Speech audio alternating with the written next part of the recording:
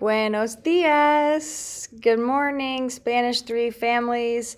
I'm so sorry that I missed you last Wednesday.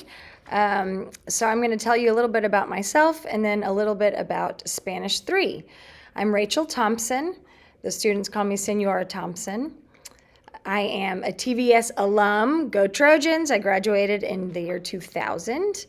And I have been teaching here since 2011, so this is my 11th year. I have an undergrad degree in Spanish and dance. In undergrad, I studied abroad in Seville, Spain.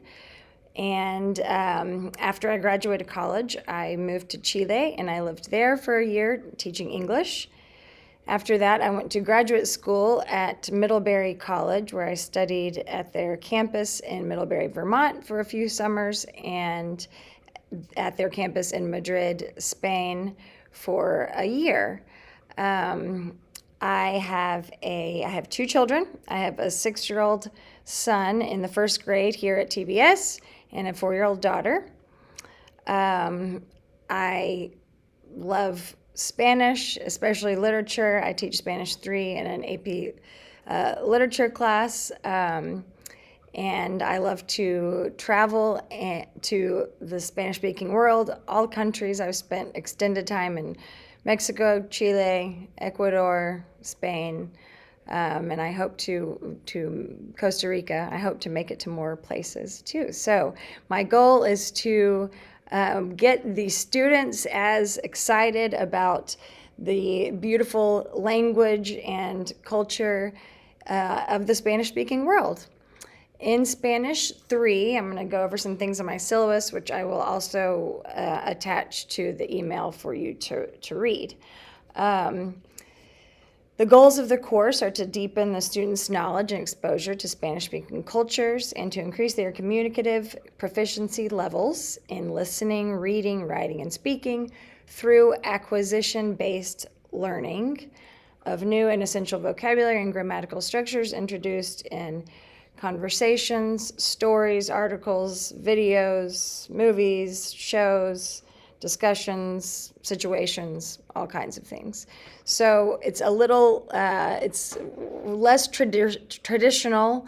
So we've kind of gone away from the 40-word vocabulary list, and the idea is to acquire the language rather than to just learn about the language. So it's a more a natural way of learning, acquisition-based language learning. And that's when we're young, that's how we all learn language. Of course, it's a little bit different when we're in the classroom for 45 minutes rather than being totally immersed. But if we can provide a base for them and a love of the language and the culture, then my goal is, I always tell every student, go to college, you must study abroad, and it'll change your life. So acquisition-based learning. And so we do that by a lot of comprehensible input, which means we're constantly hearing things, watching things, speaking, reading in Spanish, but at a level that they can comprehend so that it's meaningful to them. And a lot of so when there are certain structures or vocabulary that I need them to focus on, to learn, we just incorporate those in whatever we're reading or talking about or writing, and with a lot of repetition. Let's see. So on my syllabus, I have some expectations, and the very first one is just to speak Spanish and to not be afraid to make mistakes. So if they are listening with intent, listening actively, and speaking and not being afraid to make mistakes, their proficiency levels will improve. Read constantly.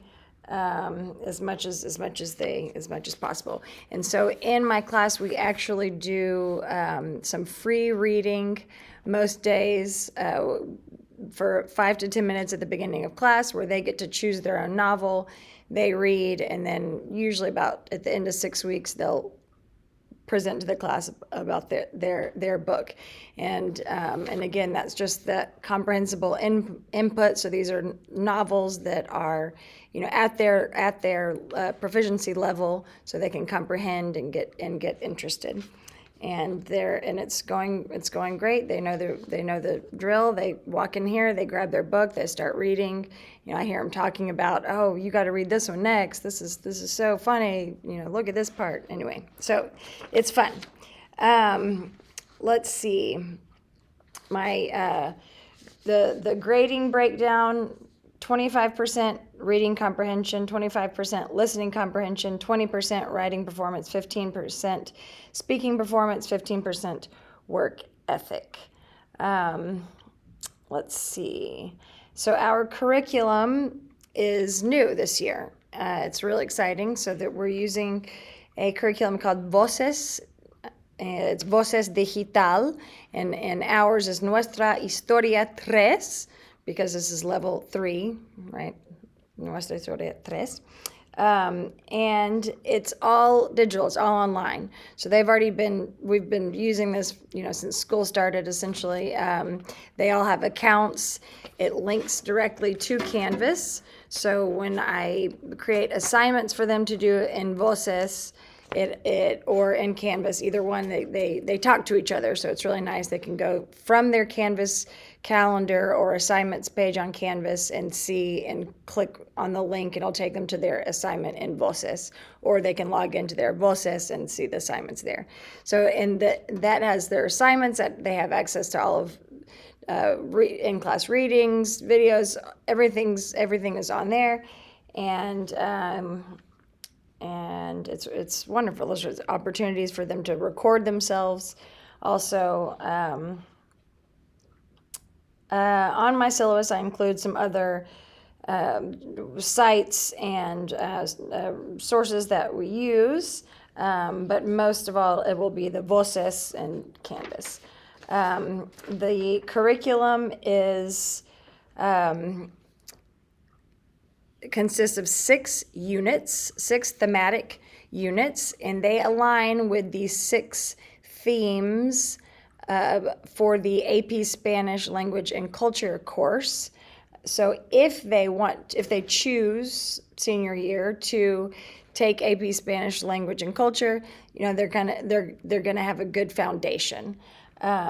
So the first unit that we're on right now is arte. ¿Qué es el arte? So we've been talking about different artists from the Spanish-speaking world, looking at different artwork, describing, reading stories about it, and artesanía also. So yes, I feel like we've already done a lot. We've talked about some traditional artisan handicrafts from the Dominican Republic. We've talked about Machu Picchu. We've talked about Picasso, Botero, Diego Velázquez, and anyway, lots of things. We're having a good time. Let me see. I think that's it. Again, I'm sorry I missed you. I will include in the email a link to the syllabus or an attachment to the syllabus, and contact me anytime. I'm excited, and thank you for sharing your children with me. They're just wonderful. Okay, hasta luego.